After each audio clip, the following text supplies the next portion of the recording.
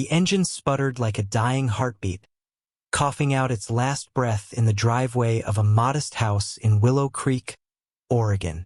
I wiped sweat from my brow, the summer heat clinging to my skin, and cursed under my breath as my best friend Jake's old Chevy refused to cooperate. I'd come to fix his car, not to unravel my entire life, but that's exactly what happened by midnight.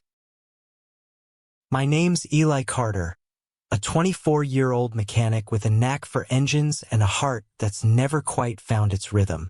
Growing up in this small town, I'd learned to keep my head down, my hands busy, and my feelings locked away. Being gay in Willow Creek wasn't a death sentence, but it wasn't a parade either. I'd spent years dodging whispers and sidelong glances, fixing cars and dreaming of a life where I didn't have to hide. Jake, my best friend since we were kids stealing apples from Old Man Carter's orchard, was the only one who knew. He never judged, never flinched, just handed me a beer and changed the subject. That's why I was here in his driveway, trying to resurrect his piece of junk Chevy before he got back from his shift at the lumber mill. The sun dipped low, painting the sky in shades of fire and bruise. I was elbow-deep in the engine when a shadow fell over me. "You're Eli, right?" The voice was deep, warm, like gravel smoothed by a river. I looked up, and there he was, Theo, Jake's uncle, leaning against the porch railing with a glass of iced tea in hand. He was in his late 30s, broad-shouldered, with dark hair streaked with silver and eyes that seemed to see right through me. I'd heard about him, Jake's mysterious uncle who'd moved back to town after years away, living in Portland or Seattle or some other city that felt like another planet. Nobody talked much about Theo, but the way they avoided his name carried weight. "Yeah, that's me," I said, wiping my hands on a rag, trying to ignore the way my pulse quickened. "Just trying to get this beast running before Jake gets home." Theo smiled, a slow, easy thing that made my stomach twist. "Good luck. That car's been trouble since Jake was 16. He stepped closer, his boots crunching on the gravel. "You want a drink? Looks like you're fighting a losing battle out here." I laughed, more nervous than I meant to. "Tempting, but I'm stubborn. Gotta get this done." "Suit yourself," he said, but he didn't leave. He leaned against the truck, watching me work, his presence like a low hum in the air. I tried to focus on the carburetor, but my hands felt clumsy under his gaze. There was something about him, something unguarded, like he carried a story he wasn't ready to tell. I didn't know it then, but that story was about to pull me in, heart first. As the sky darkened, Theo's phone buzzed. He glanced at it and his face tightened just for a second, but I caught it. "Everything okay?" I asked, more to fill the silence than anything else. He hesitated, then slipped the phone into his pocket. "Just some old business," he said, his voice clipped. "Nothing you need to worry about." But I was worried, not about his phone, but about the way his eyes lingered on me, like he was searching for something. I didn't know what, but I felt it, sharp and electric, like a spark jumping a gap. I turned back to the engine, pretending I hadn't noticed, but my hands were shaking now, and it wasn't from the heat. By the time Jake's headlights swung into the driveway, I'd made progress but no miracles. The Chevy coughed but didn't start. Jake hopped out, all grins and sweat, his mill uniform streaked with sawdust. "Eli, you're a saint," he called, clapping me on the shoulder. "Uncle Theo giving you a hard time?"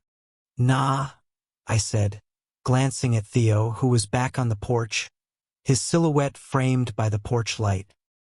"He's been helpful." Jake laughed, oblivious to the undercurrent I felt. "Come inside, man. Grab a beer. You've earned it." I should have said no. I should have packed up my tools and gone home to my tiny apartment above the auto shop.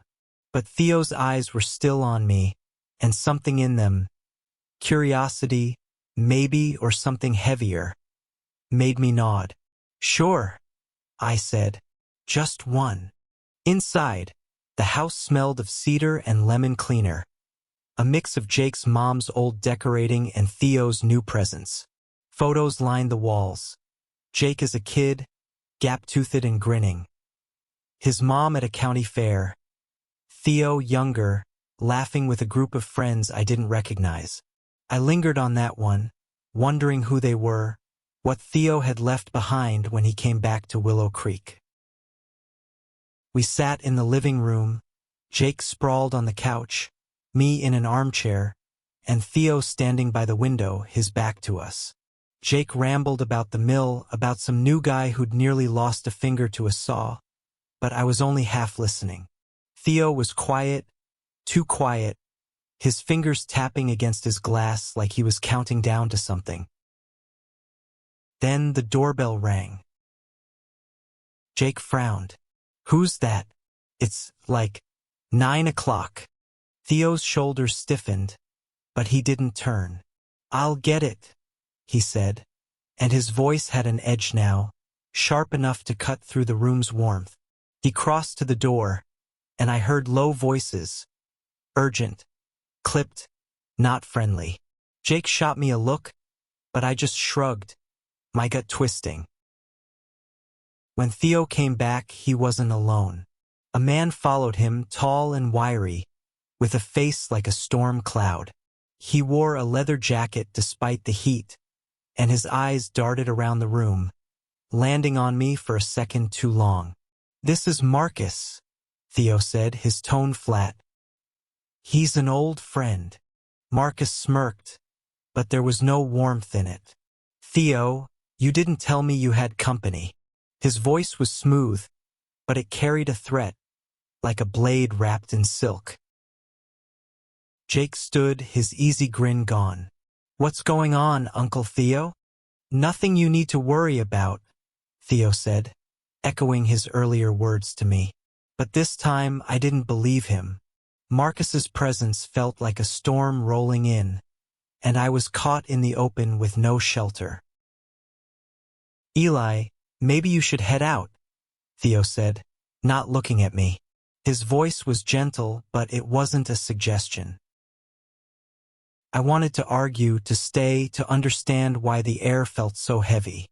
But Jake nodded, his jaw tight, and I grabbed my toolbox. As I stepped onto the porch, Marcus's voice followed me, low and sharp. You sure about this, Theo? Tonight's not a game. I didn't hear Theo's reply, but as I climbed into my truck, my heart was pounding. I come to fix a car, but something else was breaking. Something bigger, something I couldn't name. And as I drove away, Theo's silhouette in the doorway burned into my mind. A promise of secrets I wasn't sure I was ready to uncover. The next morning, Willow Creek hummed with its usual rhythm. Birds chirping, lawnmowers buzzing. The faint clatter of dishes from the diner down the street. But I couldn't shake the unease from last night. Marcus's voice, Theo's tension, the way the air had thickened. It clung to me like grease I couldn't scrub off. I was back at the auto shop, my hands buried in a Ford's engine, but my mind was elsewhere. Theo, his eyes, his quiet intensity, the way he'd looked at me like he wanted to say something but didn't. I'd spent years keeping my feelings locked away, but one evening in his presence had cracked something open. It scared me, not because I didn't want it, but because I did. My phone buzzed, pulling me out of my thoughts. A text from Jake. You okay, man? Last night was weird. I stared at the screen, unsure how to answer. Yeah, just tired, I typed back, which was half true. I wasn't ready to admit that I'd spent the night replaying Theo's smile, or that Marcus's arrival felt like a warning I couldn't ignore. Around noon, Jake swung by the shop, his face a mix of worry and curiosity. Eli, you got a sec? He asked, leaning against the counter, his cap pulled low. For you? Always. I wiped my hands and grabbed a soda from the fridge, tossing him one. What's up? You look like you saw a ghost. He cracked the can open, staring at it like it held answers. It's Uncle Theo. He's been off since he got back. Last night with that Marcus guy. That wasn't normal. I heard them arguing after you left. Something about a deal, money, I don't know. Theo wouldn't talk about it this morning. I frowned, the unease creeping back. What's Theo's deal, anyway? Why'd he come back to Willow Creek? Jake shrugged, but his eyes were troubled. He never says much. Mom told me he left town young. Got into some trouble in Portland. Nothing serious, just messy. He was gone for years living his life, you know? Then he shows up a month ago, saying he's here to start over. But he's cagey, Eli. Like he's waiting for something. I nodded, my mind racing. Trouble in Portland. A mysterious friend like Marcus. It didn't add up to the Theo I'd met last night. The one who'd watched me with quiet warmth. Who'd made me feel seen in a way I hadn't in years. Anyway, Jake said, standing straighter. I'm heading to his place tonight. He's got some dinner thing planned. Asked me to invite you. You in. My heart did a stupid flip. Dinner? With Theo. I tried to sound casual, but Jake's grin told me I'd failed. Yeah, with Theo, he teased. Don't get all weird about it. Just come. Maybe we can figure out what's going on. I agreed, though every instinct screamed that I was stepping into something bigger than a car repair. The rest of the day dragged, each tick of the clock pulling me closer to Theo's house, and whatever waited there. That evening, I pulled up to Jake's place, my stomach a knot of nerves. The house looked different at night, its windows glowing like eyes watching the street. I'd swapped my greasy work shirt for a clean flannel, but I still felt out of place, like a kid sneaking into a party he wasn't invited to. Theo answered the door, and my breath caught. He wore a simple black shirt, sleeves rolled up, his hair slightly tousled. Eli, he said, his voice warm but guarded. Glad you made it.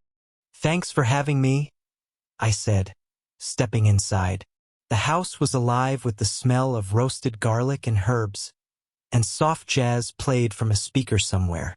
Jake was already there, sprawled on the couch, but the air felt different tonight, charged, like the calm before a storm.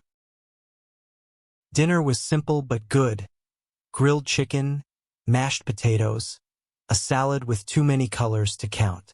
Theo moved through the kitchen with ease, his hands steady as he served, but I caught the way his eyes flicked to the window every few minutes, like he was expecting someone. Marcus, maybe, or something worse. We ate, and Jake filled the silence with stories from the mill, but I was hyper-aware of Theo across the table. Every time our eyes met, it was like a spark jumping between wires, quick and dangerous. I tried to focus on my plate, but my mind kept drifting to the night before, to Marcus's smirk, to Theo's secrets. After dinner, Jake excused himself to take a call, leaving me and Theo alone.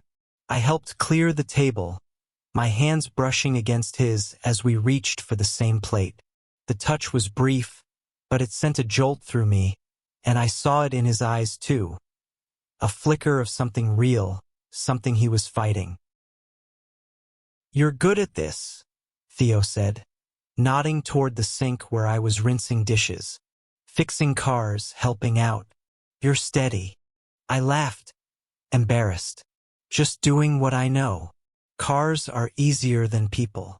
He leaned against the counter, his gaze heavy. Not always. Some people are worth figuring out. My heart pounded, but before I could respond, the doorbell rang again. Theo's face darkened, and he straightened, his body tense. Stay here, he said, his voice low. I didn't listen. I followed him to the door, staying just out of sight. It was Marcus again, but this time he wasn't alone. Another man stood beside him, older, with a scar across his cheek and eyes that didn't blink. "Time's up, Theo," Marcus said, his voice cold. "You can't keep running." "I'm not running," Theo snapped, his voice like steel. "I told you I'm done. I came back to fix things, not make them worse." The scarred man laughed, a sound like breaking glass. "Fix things? You think you can just walk away? You owe us, Theo, and we're collecting tonight." I froze, my pulse hammering. Jake appeared behind me, his face pale. "Eli, what the hell's going on?" he whispered. I didn't answer. Couldn't. All I knew was that Theo was in trouble, real trouble, and I was already too deep to walk away. The air in the house turned thick, like the moment before lightning strikes. Theo stood in the doorway, his broad frame blocking Marcus and the scarred man from stepping inside. I could feel Jake's tension beside me, his breath shallow, but my eyes were locked on Theo. He wasn't backing down, but there was a tremor in his voice, a crack in the armor I hadn't noticed before. "This isn't your fight, Marcus," Theo said, his words measured but sharp. "Take your friend and leave. Now." Marcus smirked, leaning closer. "You don't get to make the rules anymore, Theo. You made promises. You think you can just hide out in this nowhere town and pretend the past didn't happen." The scarred man stepped forward, his presence like a shadow swallowing the light. "We're not here to negotiate. You've got until midnight to deliver, or this gets messy." I didn't know what they meant by deliver, but the word hung heavy, like a threat with teeth. Jake grabbed my arm, pulling me back toward the living room. "Eli, we need to go," he hissed. "This is bad." But I couldn't move. Theo's eyes flicked to me for a split second, and in them I saw something raw, fear, yes, but also a plea. "Stay. Help." I don't know how I knew, but I did. I shook off Jake's grip and stepped closer to the door. "Everything okay, Theo?" I called, my voice steadier than I felt. I wanted them to know he wasn't alone. Marcus's gaze snapped to me, his smirk fading. "Who's this?" "Your new bodyguard." He laughed, but it was hollow, like he was sizing me up. "He's a friend," Theo said, his tone final. "And he's leaving. So are you." The scarred man tilted his head, his eyes cold as stone. "Midnight, Theo. Don't make us come back." They turned and walked into the night, their footsteps fading into the hum of crickets. Theo slammed the door, his shoulders slumping as he leaned against it. For a moment, he looked older, worn, like the weight of years had settled on him all at once. Jake was pacing now, his voice rising.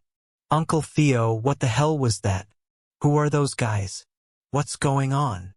Theo didn't answer right away. He crossed to the kitchen, grabbed a bottle of whiskey from a cabinet, and poured himself a shot. His hands were steady, but his eyes were stormy. "It's old business, Jake," he said finally. "Stuff from before I came back. I'm handling it." "Handling it?" Jake snapped. "That didn't look handled. They're threatening you." I stayed quiet, watching Theo.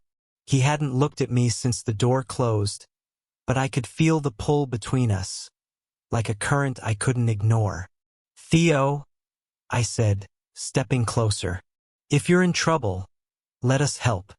He laughed, a bitter sound. "You don't know what you're asking, Eli. This isn't your fight." "Maybe not," I said, my voice low but firm. "But I'm here, and I'm not leaving." His eyes met mine, and for a moment, the room fell away. There was no Jake, no Marcus, no scarred man. Just us, caught in a moment that felt too big for words. Then Jake cleared his throat, breaking the spell. Eli's right, he said. We're family. You don't get to shut us out. Theo sighed, running a hand through his hair. You're both stubborn as hell, he muttered. But there was a flicker of gratitude in his voice. He took another sip of whiskey, then set the glass down. All right, but you're not getting the whole story, not tonight. It's too much. Then give us enough, I said. Who's Marcus? What do they want? Theo hesitated, his gaze distant. Marcus and we used to run together back in Portland. Not good people, not good things. I got out, or I thought I did. They think I owe them something, money, a job, I don't know. They're not the kind of people who let go easy. Jake swore under his breath. Why didn't you tell me? I could've. Could've what? Theo cut him off. This isn't your mess, Jake. Or yours, Eli. I came back to Willow Creek to leave that life behind, to be someone better. But the past, it's got long fingers. I wanted to ask more, to dig into the shadows of Theo's story, but the weight in his voice stopped me. He wasn't ready to share it all, and pushing would only break what little trust we'd built.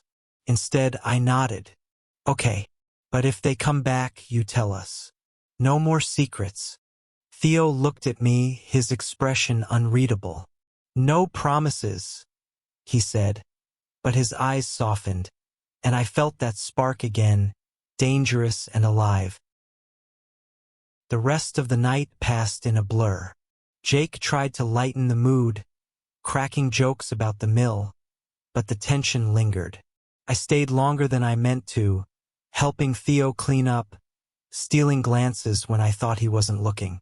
Every brush of his arm, every quiet word, felt like a step toward something I couldn't name.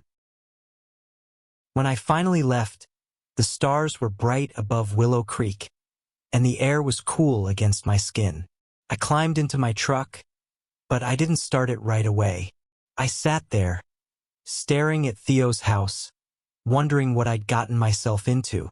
I'd come to fix a car, but now I was tangled in something bigger, something that scared me and thrilled me in equal measure. As I drove home, my phone buzzed again. Another text from Jake. Watch your back, man. Theo's in deep. I didn't reply. I didn't need to. I already knew I was in deep too. Not just with Theo's trouble, but with him. The next few days were a blur of oil changes and tire rotations at the shop, but my mind was stuck on Theo. His voice, his secrets, the way he'd looked at me in the kitchen, like I was the only thing keeping him grounded. I tried to focus on work, but every engine I touched felt like a reminder of that first night, of the Chevy that had brought me to him. Jake called me on Wednesday, his voice tight. Eli, you gotta come over tonight. Theo's acting weird. He's been on the phone all day, pacing like a caged animal. I'm worried. I didn't hesitate. I'll be there after closing. I spent the rest of the day distracted, my hands moving on autopilot while my thoughts spun. What was Theo hiding? And why did I feel like I needed to be there, not just for Jake, but for him? When I pulled up to Jake's house that evening, the air felt heavy, like a storm was brewing. Theo's truck was in the driveway, but the house was dark, only a single light burning in the kitchen. I knocked, and Jake let me in, his face pale. He's in there, he said, nodding toward the kitchen. Won't talk to me. Maybe you'll have better luck. I found Theo at the table, a map spread out in front of him, his fingers tracing lines I couldn't make out. He looked up when I entered, and for a moment his face softened. Eli, he said, like my name was a lifeline. You didn't have to come. Yeah, I did, I said, pulling out a chair. Jake's worried. I'm worried. Talk to me. He leaned back, his eyes tired but sharp. You're relentless. You know that? Mechanic's curse, I said, trying to lighten the mood. I don't stop until it's fixed. He almost smiled, but it didn't reach his eyes. Some things can't be fixed, Eli. Not with a wrench. Then tell me what we're dealing with, I said, leaning forward. Marcus, the other guy, what do they want? Why are they after you? Theo stared at the map, his jaw tight. It's not just about me, he said finally. It's about what I know, what I did. Back in Portland, I got mixed up with some people, bad people. I was young, stupid, looking for a place to belong. They gave me that for a while, but it came at a cost. He paused, and I waited, my heart pounding. I was part of a crew, he continued. Small-time stuff at first, running errands, moving product. But it got bigger, uglier. I saw things I couldn't unsee. People got hurt. I got out before it swallowed me whole. But Marcus, he didn't. He's still in deep, and he thinks I owe him for leaving. What does he want you to do?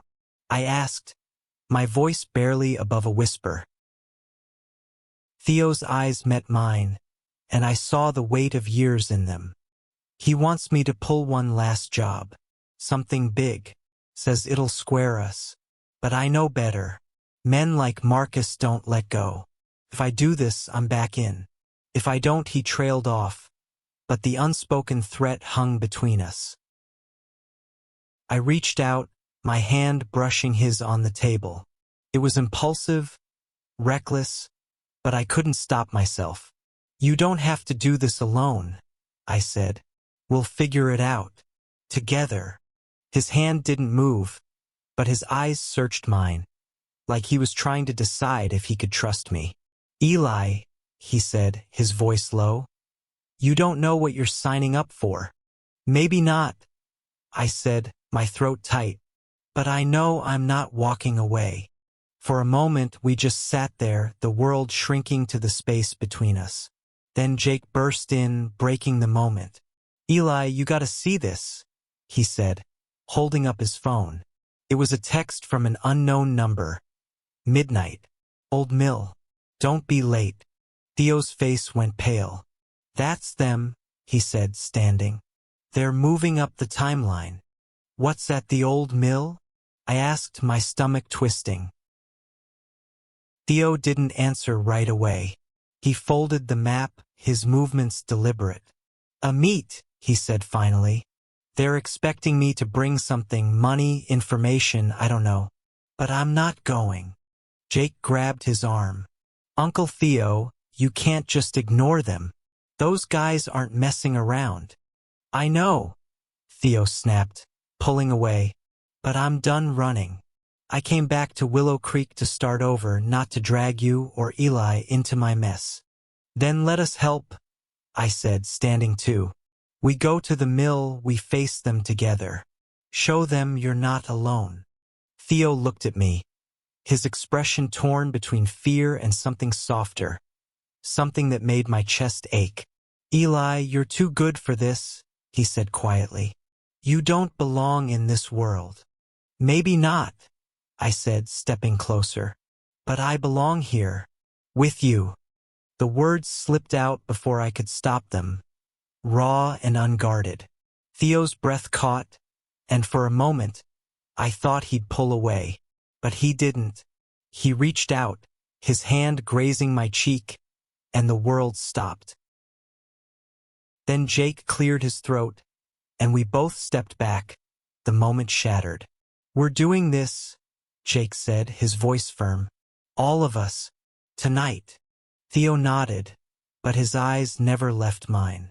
All right, he said. But we do it my way.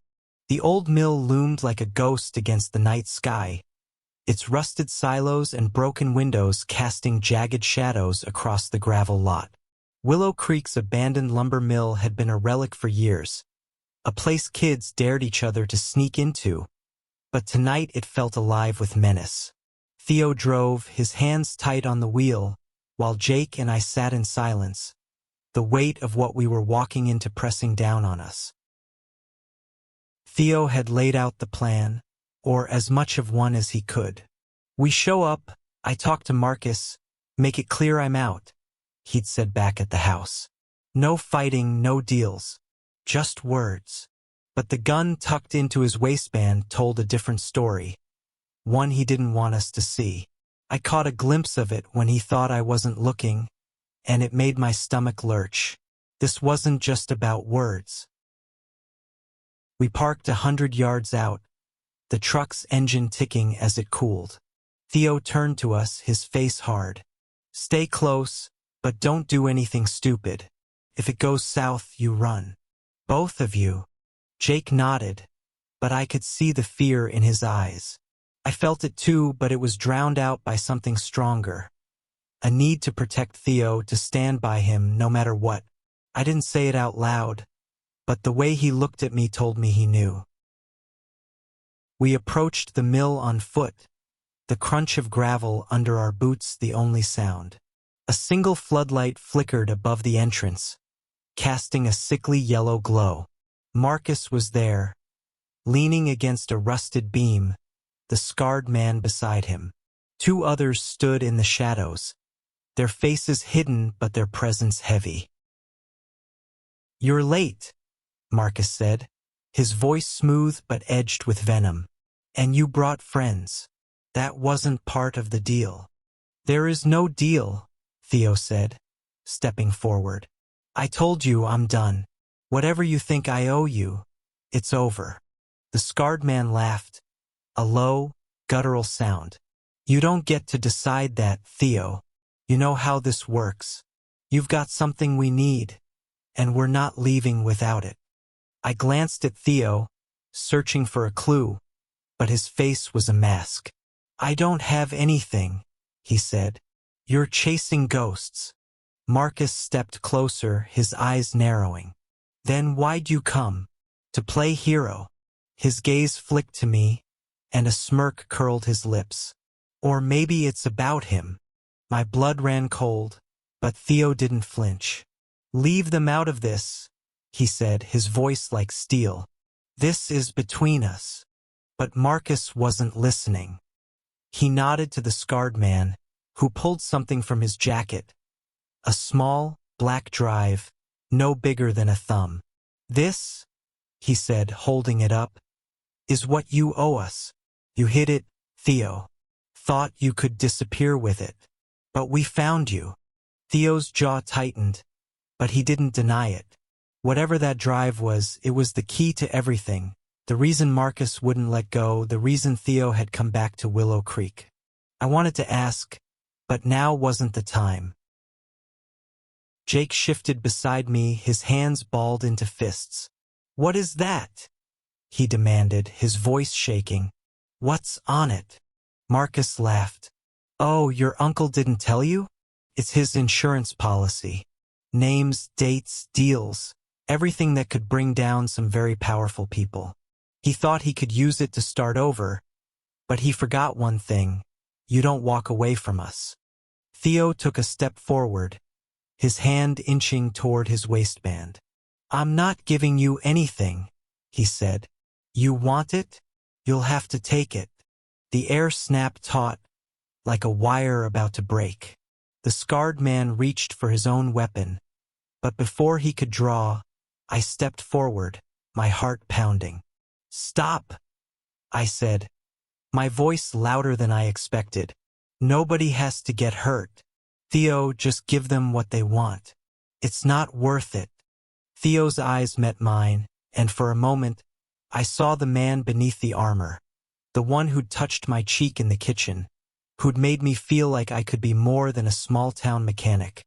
"Eli," he said softly, "you don't understand. If they get this, it's not just me. It's everyone I care about." Marcus's smirk widened. "Listen to your boyfriend, Theo. He's smarter than he looks." The word hit me like a punch, but not for the reason Marcus thought. It wasn't shame. It was the truth, raw and undeniable, hanging in the air. I didn't look at Theo, but I felt his gaze, heavy and searching. "Enough," Theo said, his voice cutting through the tension. "You want the drive? It's not here, and you're not getting it." The scarred man lunged, faster than I expected, and everything exploded. Theo shoved me back, pulling his gun as Marcus shouted. Jake grabbed my arm, dragging me toward the shadows, but I fought him, my eyes locked on Theo. He was wrestling with the scarred man, the drive skittering across the gravel. One of the shadowed figures moved, and I heard the click of a gun. "Eli, move!" Jake yelled, but I was already running, diving for the drive before anyone else could. My hands closed around it, small and cold, and I rolled behind a crate, my breath ragged. Theo's voice cut through the chaos. "Eli, get out of here." But I wasn't leaving. Not now, not ever. The drive burned in my hand, small but heavy, like it held the weight of Theo's entire past. I crouched behind the crate, my heart slamming against my ribs as shouts and footsteps echoed through the mill. Theo was out there, grappling with the scarred man, while Marcus barked orders to the others. Jake was somewhere in the shadows, his voice a panicked whisper calling my name. "Eli, you idiot! Get out!" Theo shouted, his voice strained as he ducked a punch. The gun he'd been holding was gone, knocked away in the struggle, glinting uselessly in the gravel. I wanted to run to him to help, but the drive in my hand anchored me. Whatever was on it, it was enough to bring these men to Willow Creek, enough to risk everything. I couldn't let them have it. I stuffed the drive into my pocket and peered around the crate. Marcus was circling Theo, a knife now in his hand, its blade catching the floodlight's glow. "You're making this harder than it needs to be," Marcus said, his voice calm but deadly. "Give us the drive and we walk away. Nobody gets hurt." Theo laughed, a raw, defiant sound. "You think I believe that? You'll bury me the second you get what you want." Marcus's smile was cold. "Maybe, but your friends don't have to go down with you." My stomach twisted. I could feel Jake's eyes on me from across the lot, urging me to run, but my feet wouldn't move. Theo was fighting for his life, for all of us, and I'd be damned if I left him to face it alone. I scanned the mill, my mechanic's brain kicking in. The place was a maze of rusted machinery and broken beams, but there was a control box near the entrance, its wires exposed. If I could get to it, maybe I could kill the floodlight, give us a chance to slip away in the dark. It was a long shot, but it was something. I crawled along the edge of the lot, staying low, my hands scraping against the gravel. The fight was escalating. Theo landed a punch, but the scarred man was bigger, stronger, and he slammed Theo against a silo, the metal ringing like a bell. I bit back a cry, forcing myself to focus. The control box was close, its rusted panel hanging open. I reached it, my fingers fumbling with the wires, praying I could remember enough from fixing shop generators to make this work. A gunshot cracked through the air, and my heart stopped. I spun, expecting to see Theo on the ground, but it was one of the shadowed men, firing into the air as a warning. "Next one's for you, Theo," he snarled. "Where's the drive?" Theo didn't answer, his eyes scanning the lot, looking for me. I yanked a wire free, and the floodlight flickered, plunging the mill into darkness. Shouts erupted, and I heard Marcus curse. "Find the kid," he yelled. "He's got it." I ran, my boots slipping on the gravel as I bolted toward Theo. The darkness was my cover, but it was theirs too, and I could hear footsteps closing in.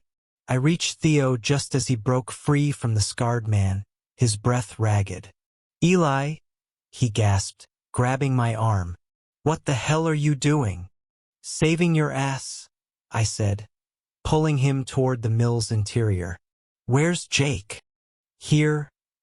Jake's voice came from the shadows, and he appeared, his face pale but determined. "We gotta move." We ducked inside the mill, the air thick with dust and the smell of old wood. The darkness was disorienting, but I knew the layout from years of sneaking in as a kid. "There's a back exit," I whispered, "near the old conveyor belt. We can make it." Theo nodded, but his hand lingered on my arm, his touch grounding me. "You shouldn't be here," he said, his voice low. "But I'm glad you are." My chest tightened, but there was no time to process it. Footsteps echoed behind us, and a flashlight beam cut through the dark, sweeping the walls. "Spread out," Marcus shouted. "They're not getting out." We moved fast, weaving through rusted machinery, our breaths loud in the silence. The back exit was close, but the flashlight was closer, and I could hear the scarred man's heavy steps. Theo pushed me ahead, his hand firm on my shoulder. "Go," he said. "I'll hold them off." "No way," I snapped, grabbing his wrist. "We're all getting out. Together." Jake nodded, his jaw set. "He's right, Uncle Theo. No hero crap." Theo's eyes softened, but before he could argue, the flashlight beam hit us, and Marcus's voice rang out. "End of the line, Theo." We froze, trapped in the light. Marcus stood 10 feet away, the scarred man beside him, both holding guns now. The drive in my pocket felt like a bomb, ticking down to disaster. "Hand it over," Marcus said, his eyes locked on me, "or your friends start bleeding." I swallowed, my hand inching toward my pocket. Theo's grip tightened on my shoulder, a silent warning, but I didn't see another way out. "Okay," I said, my voice steady despite the fear clawing at me. "I'll give it to you." I pulled the drive out, holding it up, its black casing glinting in the flashlight's beam. Marcus's eyes lit up, but before he could move, Theo lunged, tackling him to the ground. The gun went off, the sound deafening in the enclosed space, and I dove for cover, the drive still in my hand. "Run!" Theo shouted, wrestling with Marcus. Jake grabbed my arm, pulling me toward the exit, but I couldn't leave Theo behind. I shoved the drive back into my pocket and turned, searching for something, anything, to help. A rusted pipe lay nearby, and I grabbed it, swinging it at the scarred man as he aimed at Theo. Connected with his arm, and he cursed, dropping the gun. Jake kicked it away, and for a moment we had the upper hand. But only for a moment. Marcus broke free, his knife flashing as he slashed at Theo, catching his arm. Theo grunted, blood seeping through his sleeve, but he didn't stop. He tackled Marcus again, pinning him against a wall. "Eli, go!" Theo yelled, his voice raw. "Get the drive out of here." I hesitated, torn between running and fighting, but Jake was already pulling me toward the exit. "We'll come back for him," he said, his voice shaking. "We have to." I nodded, my throat tight, and we ran, bursting out into the night air. The drive was still in my pocket, Theo's blood was on my hands, and my heart was screaming that I'd made the wrong choice. The night air hit us like a slap, cold and sharp as we stumbled away from the mill. Jake was panting, his eyes wide with panic, but I could barely think past the image of Theo bleeding, fighting, left behind. The drive in my pocket felt like a curse, its weight pulling me back to him. "We can't just leave him," I said, stopping short, my voice breaking. "Jake, we have to go back." "Are you crazy?" Jake grabbed my arm, his grip bruising. "Those guys have guns, Eli. We need to get help. Call the cops. Something." But the cops in Willow Creek were a joke. 2 deputies who spent more time at the diner than on patrol. And even if they believed us, they'd never get to Theo in time. "No," I said, pulling free. "We're not waiting." He's in there because of us. Jake swore, but I could see the fight draining out of him. He knew I was right. Fine, he said, but we need a plan. We can't just charge in. I nodded, my mind racing. The mill had other entrances, maintenance doors, loading bays. If we could get back inside without being seen, maybe we could help Theo. I didn't know what was on the drive, but it was our only leverage. I pulled it out, staring at it. We use this, I said. Bait them, draw them away from Theo. Jake's eyes narrowed. You're gonna give it to them? No, I said, my jaw tight. I'm gonna make them think I will. We circled the mill, sticking to the shadows. The floodlight was still out, and the darkness was our only ally. We found a side door, its lock rusted and loose. I pried it open with the pipe I'd grabbed, and we slipped inside, the air thick with dust and the faint sound of struggle. Theo's voice reached us first, low and pained. You're wasting your time, Marcus. It's gone. We crept closer, peering through a gap in the machinery. Theo was on his knees, blood dripping from his arm, but his eyes were defiant. Marcus stood over him, the knife still in his hand, while the scarred man and the others searched the mill, their flashlights sweeping the shadows. You're lying, Marcus snarled. Your little friend has it, and when we find him, he's dead. My blood ran cold, but Theo's voice stayed steady. You touch him, and you'll never see that drive again. Marcus laughed, but it was strained, like he was losing control. You're soft, Theo. Always were. That's why you'll lose. I turned to Jake, my voice barely a whisper. I'm gonna distract them. Get Theo out when they move. Jake shook his head, his face pale. Eli, this is insane. I know, I said, but it's Theo. He stared at me, and for the first time I saw understanding in his eyes.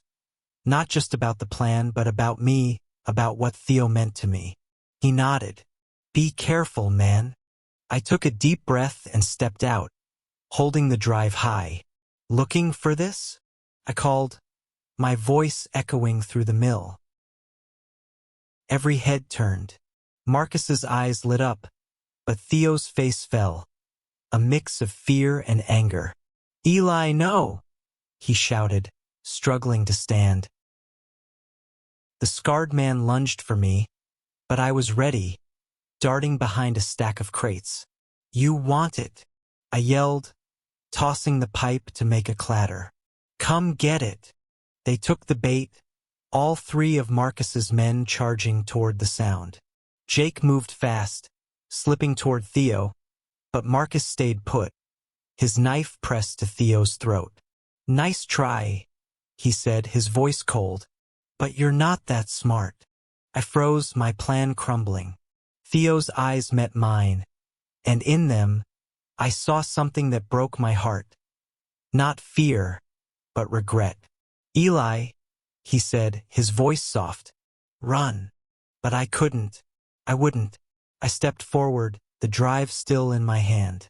Let him go, Marcus, I said. You want this? Take it. But you let him walk. Marcus tilted his head, considering. You're brave, kid. Stupid, but brave. Drop the drive, and maybe I'll think about it. I knew he was lying, but I didn't have a choice. I tossed the drive to the ground, halfway between us. Marcus's eyes followed it, and for a split second, his knife wavered. Theo moved, faster than I thought possible, slamming his shoulder into Marcus's chest. They hit the ground, the knife skittering away. Jake was there in an instant, pulling Theo to his feet. I dove for the drive, snatching it before Marcus could recover. Go! I shouted, and we ran, the three of us stumbling through the mill, Marcus's curses echoing behind us. We burst out the side door, the night air a shock after the stale heat of the mill. Theo was bleeding, his arm a mess, But he was alive, and that was enough. We piled into the truck, Jake behind the wheel, and tore out of the lot, the mill shrinking in the rearview mirror. Theo slumped against the seat, his breath ragged. "You're an idiot," he said, but his voice was soft, almost tender. "A brave, stupid idiot." I laughed, the sound shaky with adrenaline. "Yeah, well, you're welcome." Jake glanced at us, his expression unreadable. "You two are going to give me a heart attack," he muttered, but there was a hint of a smile in his voice. We drove in silence, the drive still in my pocket, Theo's hand resting close to mine. I didn't know what was next, where we'd go, what we'd do with the drive, or how we'd keep Marcus from coming after us. But for the first time in my life, I didn't feel alone. I had Jake. I had Theo. And that was enough. We didn't stop driving until we hit the edge of Willow Creek, where the streetlights faded and the road stretched into darkness. Jake pulled over near a quiet field, the truck's engine ticking as it cooled. Theo was pale, his arm wrapped in a makeshift bandage from my flannel shirt, but his eyes were clear, focused. He was still with us, and that was all that mattered. "We can't go back to the house," Theo said, his voice hoarse. "Marcus will be looking for us." "Then where?" Jake asked, his hands still gripping the wheel. "We can't just keep running." Theo didn't answer right away. He pulled out his phone, wincing as he typed with his good hand. "I know someone," he said finally. "An old friend in Eugene. She can help us figure out what's on this drive, how to make it go away." I pulled the drive from my pocket, its black casing scuffed but intact. "What is it, Theo?" I asked. "What's so important they'd kill for it?" He sighed, leaning his head back against the seat. "It's evidence," he said. "Records of deals, payments, names, people high up, people who don't want to be found. I took it when I left Portland, thought it'd keep me safe. But it's a curse, not a shield." Jake swore under his breath. "Why didn't you just destroy it?" "Because it's the only thing keeping me alive," Theo said. "As long as I have it, they need me. If it's gone, I'm nothing to them." I stared at the drive, my stomach twisting. "So we give it to someone who can use it," I said. "Cops, feds, someone. Let them deal with Marcus." Theo shook his head. "It's not that simple.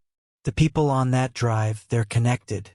If we hand it over, we're painting targets on our backs." "Then what?" Jake snapped. "We just live like this? Hiding?" Theo looked at me, his eyes soft but resolute. "We end it," he said. "My friend in Eugene, she's got connections, people who can get this to the right hands without tracing it back to us. But it's a risk. For all of us." I nodded, my hand closing around the drive. "I'm in," I said. "Whatever it takes." Jake hesitated, then sighed. "Fine. But if we're doing this, we're doing it together. No more secrets, Uncle Theo." Theo's lips twitched, almost a smile. "Deal." We drove through the night, the road unspooling like a ribbon under the stars. Theo dozed in the passenger seat, his breathing uneven but steady. Jake focused on the road, but I could see the worry in his eyes, the weight of everything we'd been through. I sat in the back, the drive in my pocket, my mind racing with what-ifs. In Eugene, Theo's friend, a woman named Lila with sharp eyes and a no-nonsense vibe, met us at a small apartment above a bookstore. She took the drive, her face grim as she plugged it into a laptop. "This is heavy," she said after a few minutes. "You weren't kidding, Theo. This could bring down half the underworld in Portland. Can you get it to someone who'll use it?" Theo asked, his voice tight. She nodded. "I know people. Journalists, not cops. They'll keep it anonymous." but you need to disappear for a while. All of you, disappear. The word hit me hard. Willow Creek was my home, my life. But as I looked at Theo, his face etched with pain and hope, I knew I'd follow him anywhere. We spent a week in Eugene, lying low while Lila worked her magic. The drive's contents made it to a news outlet, and soon, stories of corruption and crime syndicates were splashing across headlines. Marcus and his crew went quiet, either caught or scattered. Theo's name stayed out of it, and so did ours. When it was safe, we went back to Willow Creek. The town looked the same. Same streets, same diner, same Chevy still rusting in Jake's driveway. But I wasn't the same. Neither was Theo. One night, as we sat on Jake's porch, the air cool and the stars bright, Theo took my hand. It was simple, quiet, but it felt like a promise. "You changed everything, Eli," he said, his voice soft. "I came back to fix my life, but you fixed me." I laughed, my throat tight. "I just came to fix a car." He smiled, and this time it reached his eyes. "Yeah, well, you're pretty good at fixing things." Jake joined us, a beer in hand, and for the first time in days we laughed, the sound carrying into the night. We'd faced danger, secrets, and truths too big for a small town, but we'd come through, together. I didn't know what the future held, but I knew one thing. I'd found my place, not just in Willow Creek, but with Theo, and that was worth every risk, every fight, every moment of fear. Because sometimes, fixing a car or a life starts with a single spark and ends with a love that changes everything.